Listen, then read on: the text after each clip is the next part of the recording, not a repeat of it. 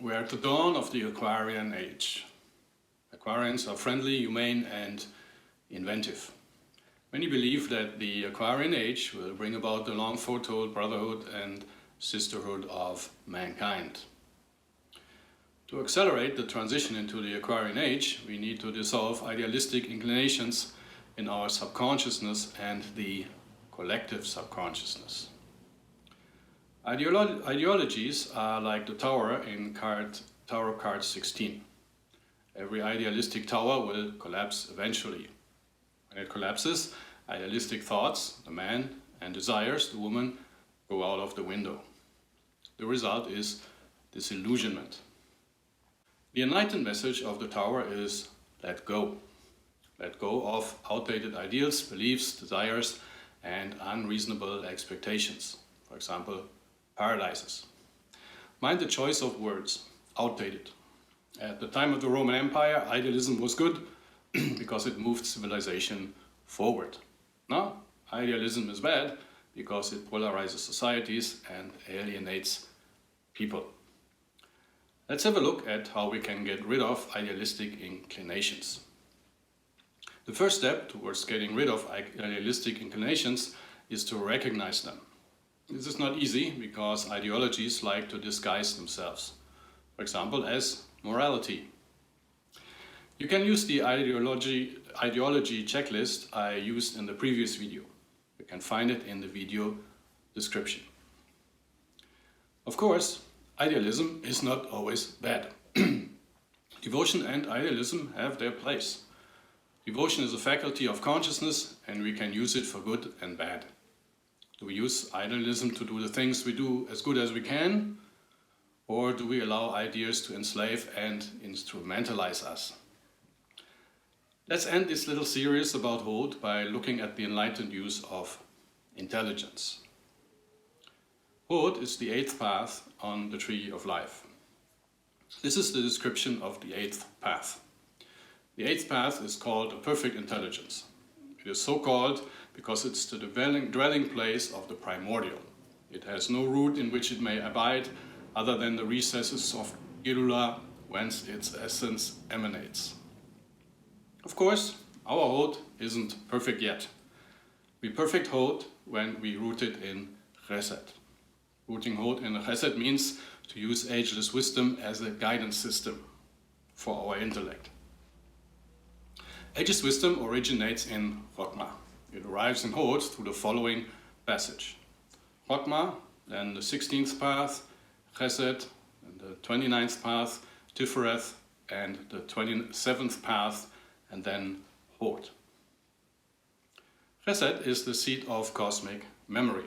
It receives ageless wisdom from Chokmah, stores it, and makes it available for mankind.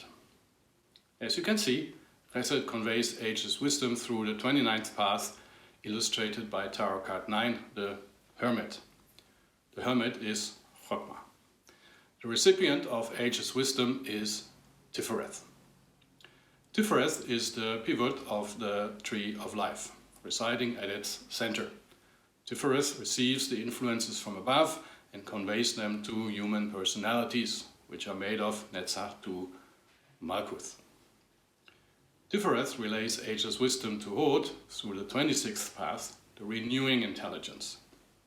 Tifereth makes sure that we don't receive more than we can handle, neither too much wisdom nor too much adversity. The following phrase summarizes Tifereth's measured management of personalities. I recognize the dealing of the higher self with my soul in every circumstance of my life.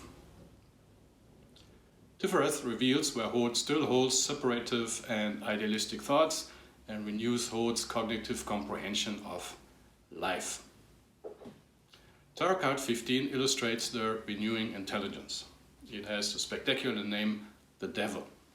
In enlightenment, there is no such thing as the devil. There is only adversity. Adversity is the driving force of personal and social evolution. No hunger, no agriculture, no sickness, no medicine, no toil, no machines. The other path that perfects Hold is the 23rd path, the stable intelligence. The stable intelligence connects the fiery Gebura and the airy, volatile Hod. Gebura is the seat of cosmic intention. Gebura conveys cosmic intention to Hod through the stable or stabilizing intelligence. This means that receptivity to cosmic intention has a stabilizing effect on our intelligence. Cosmic intention gives us goals and focus. I'm sure you experienced this already, when you pursued a goal and did not let anything distract you. That's the influence of the stable intelligence. Both Chesed and Gebura perfect Hod. Chesed does so with the help of ageless wisdom, which clears intelligent confusion. A stable intelligence conveys divine intention and gives Hod a direction and stability. Hod also gets help from below by dealing with experiences in the external world, Malkuth. This help arrives through the 31st path, illustrated by Tarot card 20, Judgment. I already covered this in a previous video. Recap: the experience of the 31st path is realization. The realization what is real and what is not. The great thing about the external world is that it does not yield to our notions. Instead, it always rectifies our misconceptions. The 31st path brings about the judgment day of false beliefs held in Hod.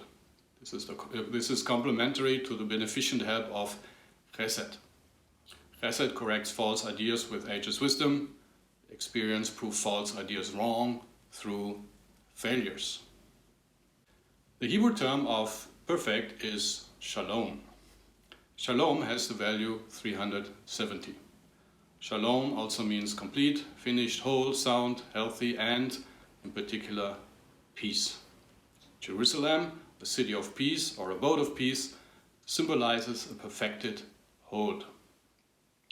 From Shalom stems the name Shaloma, which means specific or peace-loving.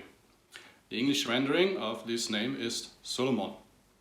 Solomon was most famous for his wisdom. The name Solomon symbolizes Hod's receptivity to ageless wisdom, as mentioned before. Solomon was wise, but his Hod wasn't perfect. Solomon was infamous for having 700 wives of royal birth and 300 concubines. Wives and concubines symbolize Netzach and the multitude of desires. As Solomon grew old, his wife turned his heart away from Jehovah and towards the gods his wives adored. The gods of desires are motivations. Turning one's heart away from Jehovah means turning away one's heart from divine intention. The result is a destabilization of Hod. Solomon experienced this destabilization in old age, and the unity of Israel was lost. The moral of the story: wisdom alone does not suffice. We also need to surrender all forms of personal will. Mind the numbers: 700 wives and 300 concubines.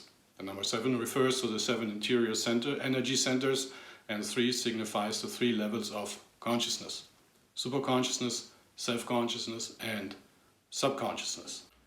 We can conclude that Solomon was very wise and may have built a temple, the new and improved body-mind-soul vehicle, but he could not complete it or perfect it. The perfection of the temple and the completion of the Adytum had to await Solomon's descendant, Yeshua, Jesus. In a way, Yeshua moved the focus from wisdom to divine intention. He said that he did nothing of himself and that he came to do only the will of our Father. Yeshua perfected the stable intelligence and his receptivity to Gebura. The color of Hod is orange, which is also the color of the 20th path, the sun. This path connects Hod and Yesod, the mind. Among other things, the sun symbolizes regeneration. Stable and renewed Hod regenerates the mind and keeps it strong and healthy. Thank you for watching Between the Pillars. I hope you enjoyed the video. Please help to spread the light with a like and a share. And don't forget to subscribe. Love and light.